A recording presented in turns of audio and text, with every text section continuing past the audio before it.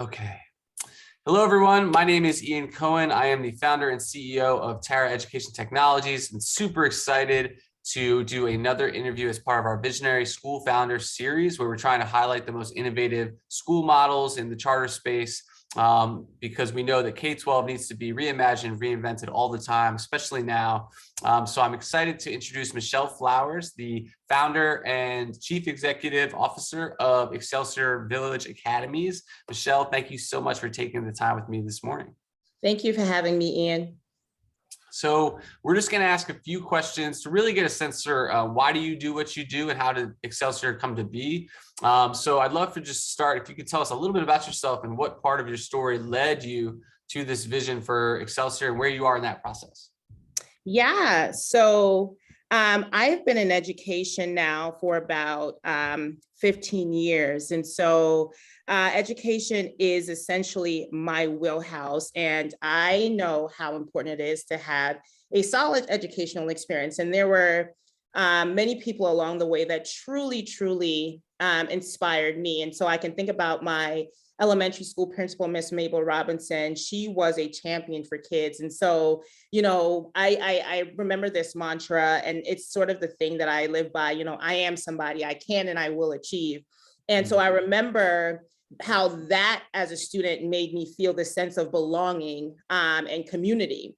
And so throughout my years in education, even as a founding school director, that was the thing that stuck with me, that elementary school experience, and was sort of my foundation to understand sort of the needs of my students and families, and how community, you know, this village is important to ensuring that, you know, we're supporting the educational aspirations of our students and our families.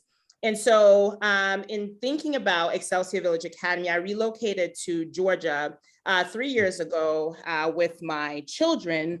And at that time, I was coming out of a principalship. I was a principal for 5 years, a founding school principal in New York City for 5 years. And we did incredibly well.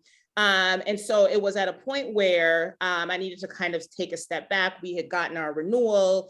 And so we had another 5 years within our charter. My founding kindergarten students were now, you know, moving into middle school. But my 5-year-old said to me, "Mom, you work quite a lot."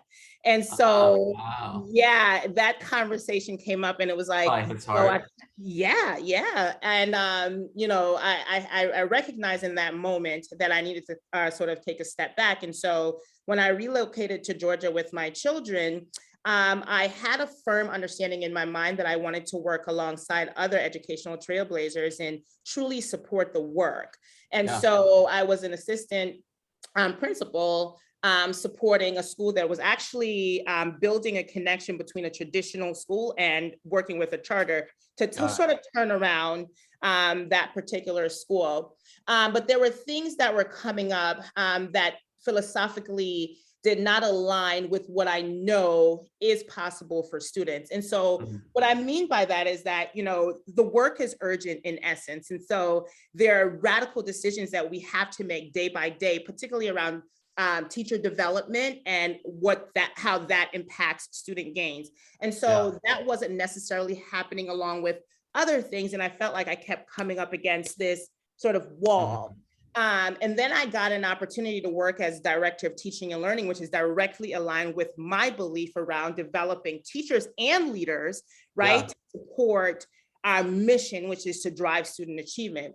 Did a lot of that work, but again, I felt like I was coming up to this place of a wall where once we start to see those results, folks were kind of sluggish, you know, in their movement to truly implement and invest in teacher training, because I mean, it's expensive, right?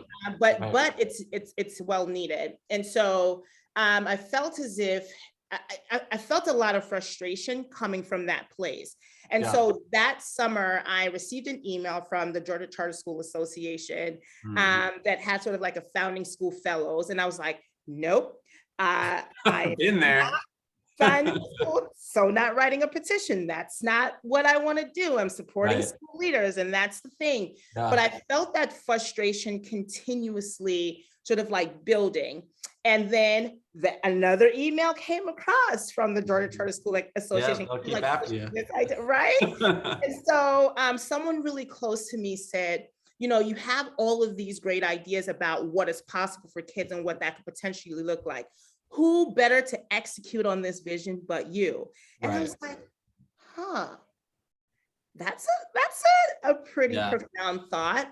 And so I decided to explore to kind of see what the program had to offer. And so there was an extensive application process. And I mean, started to kind of complete this idea of what the school could potentially be, what the vision is, did some research around the needs assessment in particular communities. And I've never felt so excited about this phase of the work. And I was like, you know, what, Lord, what are you telling me? What am I supposed to be doing with this? And so this application was also synonymous to what the petition could potentially look like. And I was like, well, you know, I'm already in this thick of it. Let's see where this truly takes me, because I got really geeky about it. I get geeky about like school and student achievement and teaching and learning. And, you know, I felt that level of excitement. It was new for me. And I wanted to challenge myself in that way. And so Excelsior Village Academies, you know, was birthed, and it's been quite a journey ever since. So that's the short of the story. Yeah, no, I appreciate you sharing that. And your enthusiasm is palpable and awesome. Because I feel like a lot of times, you know, you find folks who have one side of the coin where they're really passionate about, you know, addressing inequities and the larger societal issues, systemic challenges, which is obviously a huge component of all of this, right? It's underlying most of what we're trying to solve.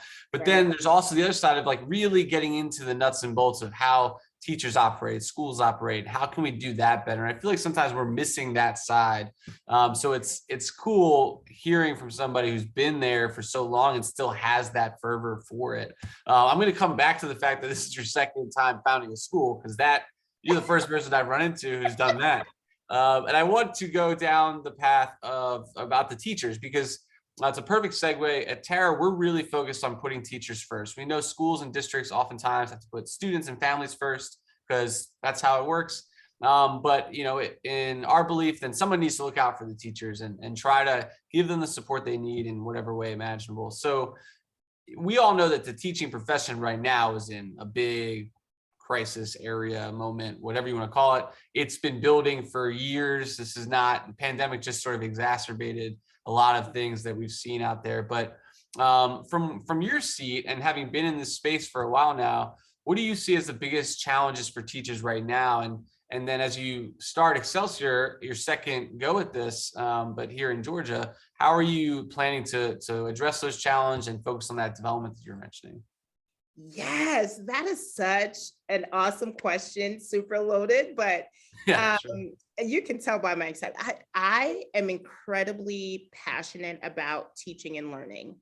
And I think that it's one of those things where, you know, depending on where your organization is, it can be placed on the back burner, like you get some supports here and there, but it's not the thing that's at the forefront.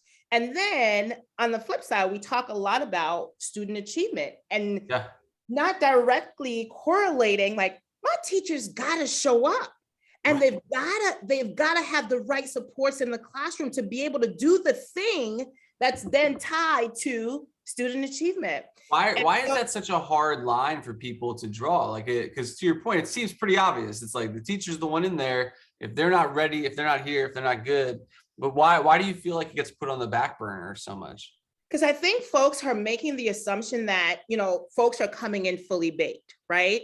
And so we have teachers that are coming in at different levels. And what we have to do is really identify and assess where our teachers are and then diversify, you know, what development could look like. And again, depending on the phase of the school, that can be hard to do, because now when you're starting to differentiate what you know, development looks like for your teachers, you might need a little bit more manpower than you actually have. And so you start seeing probably the focus being on the teachers that feels most urgent to the schools. And then the ones that are doing well doesn't necessarily get any support. And then they start to feel as if, they're not growing in the profession, or vice versa. And so it's almost having to be able to strike the delicate balance between, ensuring that different levels of support are provided to teachers all across the spectrum. Yeah. But that again comes with the mindset and belief that in order to get to our end goal or where we need to go, we have to invest in our people. And sometimes it's going to take a little bit more money, it's sometimes going to take a little bit more manpower, but the end result is well worth it.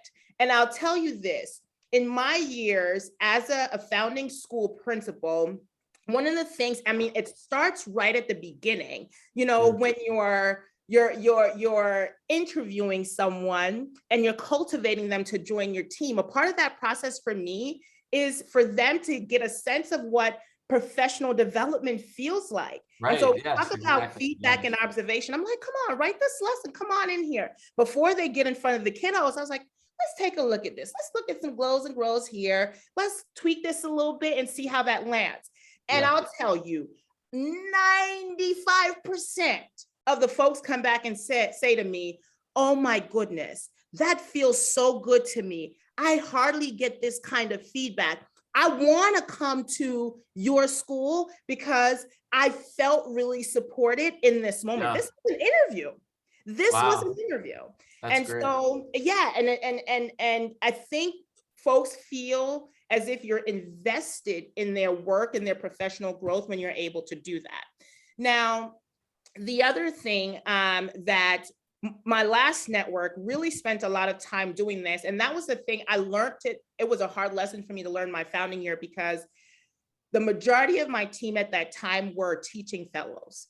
I was a new school, I was super small, budgeting, I had a lot of fellows. And I was sort of the principal, and I was the dean of instruction at the time. So gotcha. I had sort of like that. Exactly. And so I had new teachers that were just coming in, lesson plans, and they didn't necessarily go the traditional track. So all of this was incredibly new. We implemented what was called teacher planning and development meetings, where we were doing what we call the intellectual preparation before we got in front of students. And oh my goodness, what a transformation.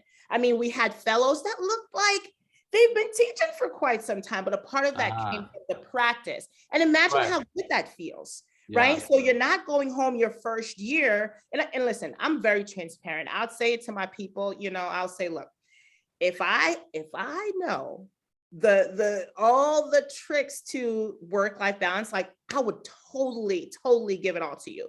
But I do know there's a level of investment that has to go into this in the beginning to set you up. And as you go, you'll see the practice. It doesn't, because I've been in it for quite some time. I've taught every grade level in the primary grades, and I'm still learning, right? Yeah, the idea is you create sort of a process for yourself so that you can then do the intellectual preparation that you need to know. But there's some work that has to go in on the front end, and we're here to support that. And that's what that did. I had teachers in the beginning were just like, I don't want to do that too.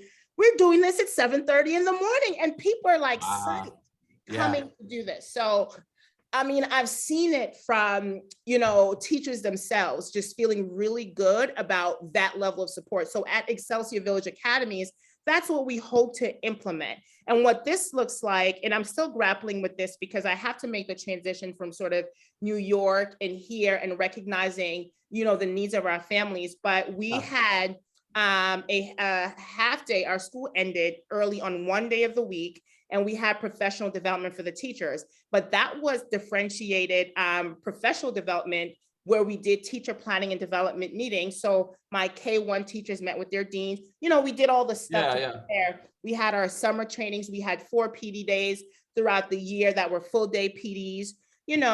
So those are sort of like the professional aspect of it.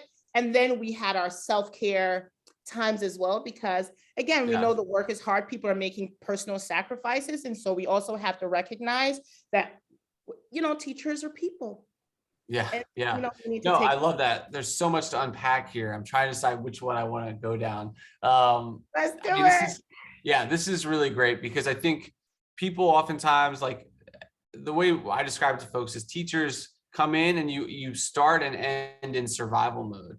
It's like Yeah. you get into this place where you're just trying to make it through the day, make it through the week, and you can't thrive in that environment. You can't thrive in that sort of with that mindset. But to your point, it has to, we have to treat this as a profession as it is. You've got to grow and develop. And a lot of research shows you, it says first 3 to 5 years of teaching, really where you can see that growth. And if you don't see it there, then you're probably not pushing beyond that, which is unfortunate. So it's refreshing to hear that perspective. It's also, you mentioned the money aspect, which everybody who doesn't know education assumes money is always the issue. And a lot of times it can be the issue.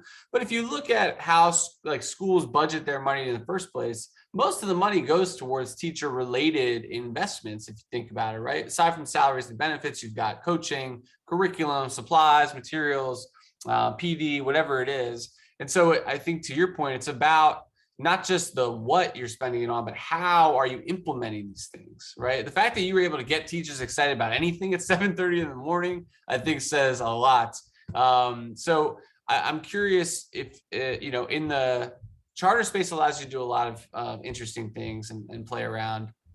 Why do you think that we're having such a challenge around supporting teachers more broadly across all of education?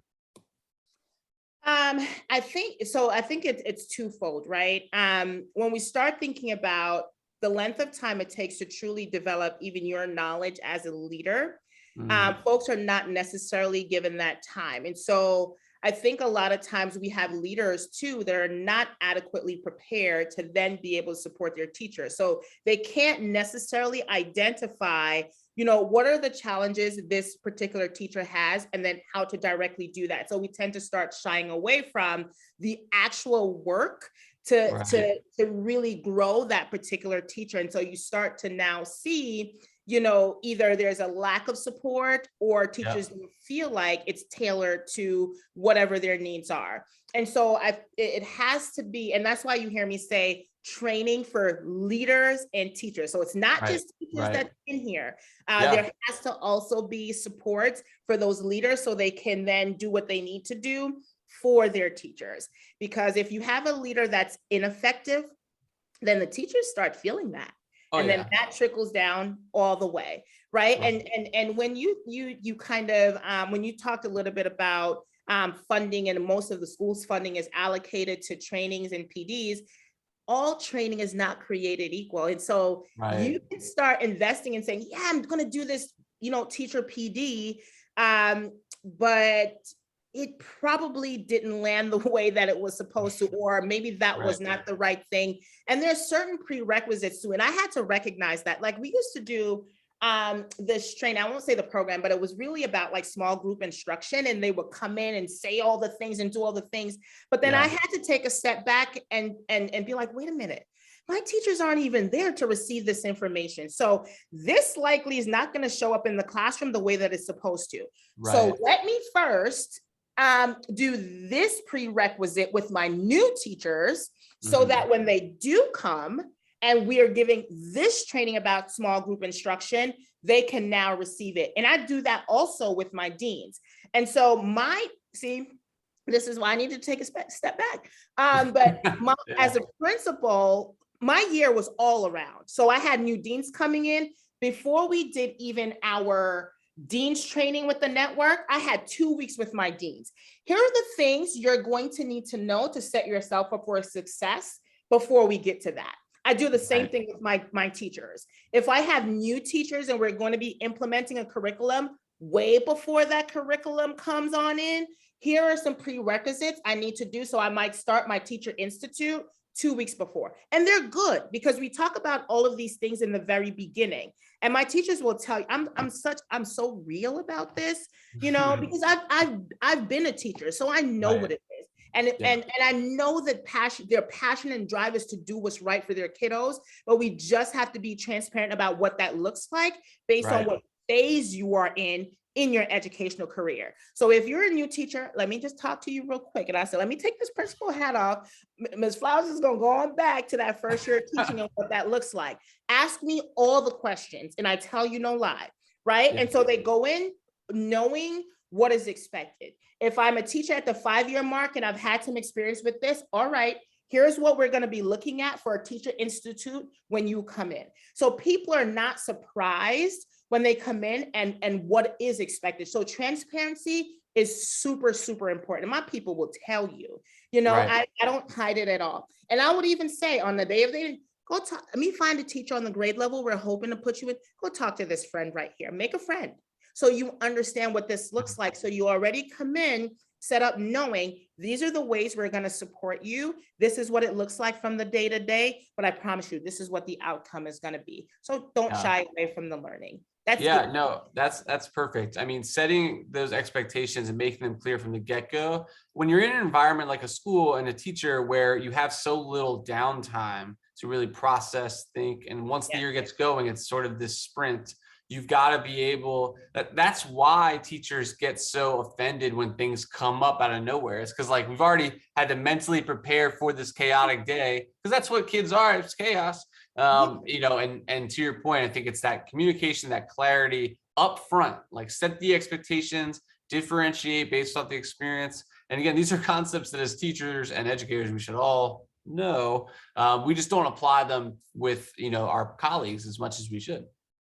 And the experience matters, right? Because I mean, I've had your principal even come to me at the school that I'm at now. Like one of the things that I was able to see, and this came through experience, it's not even sort of like I knew it going in, I had to learn it, right? Where when you're building out even your school schedule, the things you're talking about has to reflect in that schedule. So if I'm talking about I'm going to provide PD and we're going to do teaching and planning development, is that built in the daily schedule? How does that show up? Because then teachers are going to feel like, well, there's no time in the day for this to happen. Got to make the time. And so that was one of the biggest things that I saw with one of the principals I was working with. I was like, this schedule will not speak to the type of support you're saying you're going to provide to your teachers. It's not built in here. Where is this going to live? And then when your teachers look at this, they're going to say, when is this going to happen? After school? You know what I'm saying? And Yeah, exactly. It's the same way as like, everybody talks about how budgets are always great. They show where the priorities really are. It's the same thing in a school, the schedules too, right? It's like, where are you putting the time, which is the most important resource for teachers and school leaders. So as someone who's founded a school before and now is doing it again, props to you.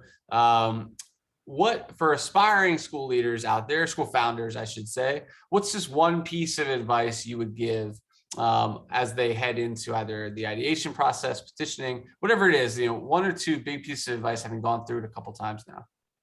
Yeah, I mean, so the first time that I founded a school was actually with a network.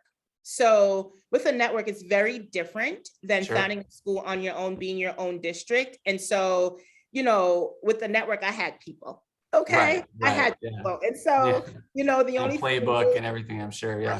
Right. In this instance, it's really the grassroots work of it. But what I enjoy most, because, and I would encourage any founder to do this, is I think oftentimes schools show up in communities without any input from the community about the needs of that particular community. And so, then you start getting the complaints about there isn't much buy-in. But if it's not necessarily meeting the equity aspiration or the aspiration that I had for my scholar, or even as an educator, then it's going to be hard to get that buy-in.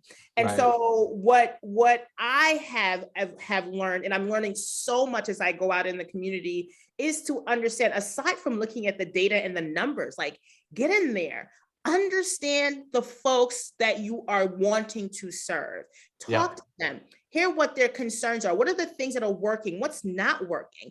Take that from the educators, take that from the parents, get students in the conversation so that you can be confident in the service that you're willing to provide. And a lot of times it's not too far from the aspiration and the vision that you have. But Yeah, now right. when you're out there talking to the folks and getting it, one, it empowers you, but it also empowers them to want to get involved, actively involved, and understand what's this institution that's coming to my schools. Because we know that a school has the power to uplift a community. And if that's what we're truly trying to do, then we can definitely put together all the pieces of the puzzle that we need to ensure that the school is doing what it's supposed to do, and we can sustain and maintain, right? Yeah. Yeah. No, I love that. And it's so intuitive too, but it's, a lot of times I feel like as founders of anything, really, you come in with your own vision and your idea. And if you're successful, you realize very early and very quickly that your idea is very imperfect and it needs to be molded and shaped and iterated on by the people you're serving.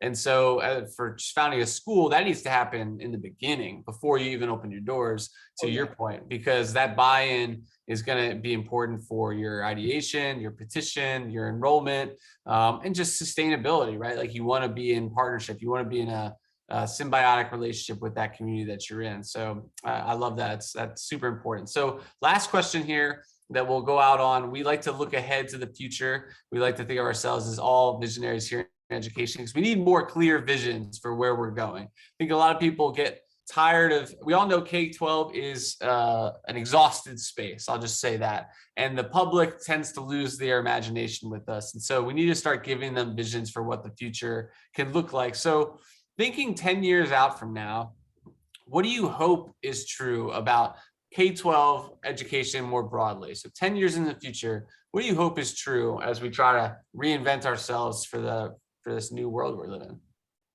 What I hope is true is that we are able to equip students with the knowledge and the confidence to be able to critically, engage in the world as global citizens. And I think in order to do that, they have to have, a strong frame of reference. And now there are different pathways, right? To be successful. But there are certain skill sets that have to be, I think, instilled throughout the schooling process that helps prepare them for that. And that is my hope and dream, that from 10 years from now, and again, education is constantly shifting, that there is not going to be sort of like a one and done, but we can at least start implementing practices that are truly preparing our students to be global citizens. Yeah, I love that.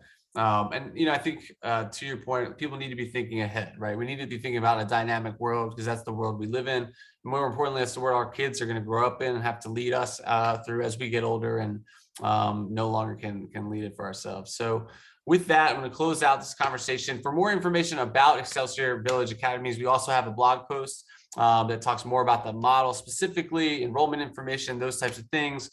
This is really to dig into Michelle's background, her vision for Excelsior, and also advice for aspiring founders.